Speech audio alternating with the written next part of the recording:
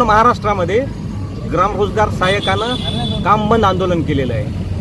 आणि हे आंदोलन ग्राम रोजगार सहाय्यकाच्या प्रमुख ज्या मागण्या आहेत त्यामध्ये प्रमुख एक मागणी म्हणजे 3 ऑक्टोबर 2024चा GR, जो GR आपल्या महाराष्ट्राचे आत्ताचे उपमुख्यमंत्री और तत्कालीन मुख्यमंत्री एकनाथजी शिंदे यांनी काढलेला आहे की त्या GR मध्ये ग्राम रोजगार सहाय्यकांना 8,000 रुपये आणि त्यानंतर भत्ते आणि डेटा असं मिळून 2,000 रुपये असे 10,000 रुपये प्रत्येक महिन्याला, प्रत्येकी 10,000 रुपये महिन्याला असा GR 3 ऑक्टोबर 2024 मध्ये काढला।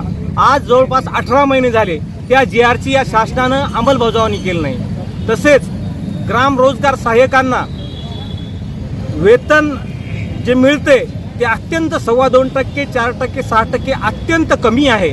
आणि ह्या ग्राम रोजगार सहाय्यकांना काम एवढं लावलं की हे काम अर्धवेळ नसून पूर्ण वेळ आहे। या महाराष्ट्रामध्ये ग्राम रोजगार सहाय्यक पूर्णपणे भराडला चालला आहे।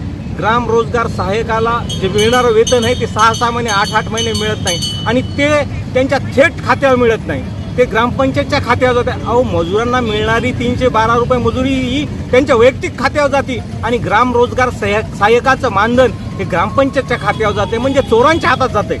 ग्राम रोजगार सहाय्यकांना ते मानधन मग कुठं सरपंचच बदललेलं असतंय, कुठं ग्रामसेवकच बदललेला असतंय, त्या सहीचा नमुना घेऊन त्या बँकेत जाणं लागतं आणि ते सरपंच ग्रामसेवक ते 4 तुटपुंजी जे मानधन मिळालेलं असते त्याबद्दल बी त्यांना आशा असते की त्याच्याकडून पैसे काढावं।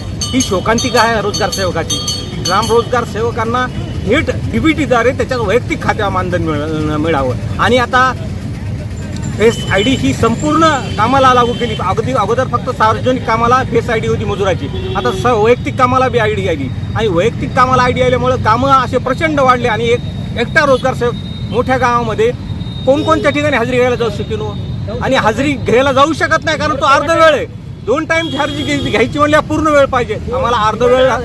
अर्धवेळचा दर्जा नाही पाहिजे, आम्हाला पूर्ण वेळ दर्जा पाहिजे। आमच्या प्रमुख 3 मागण्या आहेत। 3 ऑक्टोबर 2024चा GR लागू करावा शासनाने, आम्हाला पूर्ण वेळ करावा आणि DBT प्रणालीद्वारे आमचं थेट खात्यात आमच्या वैयक्तिक मानधन जमा करावं। ह्या आमच्या 3 प्रमुख मागण्यासाठी आज आम्ही आणि 1 एप्रिल 2024 पासून आम्ही पूर्ण महाराष्ट्रामध्ये काम बंद आंदोलन केलं।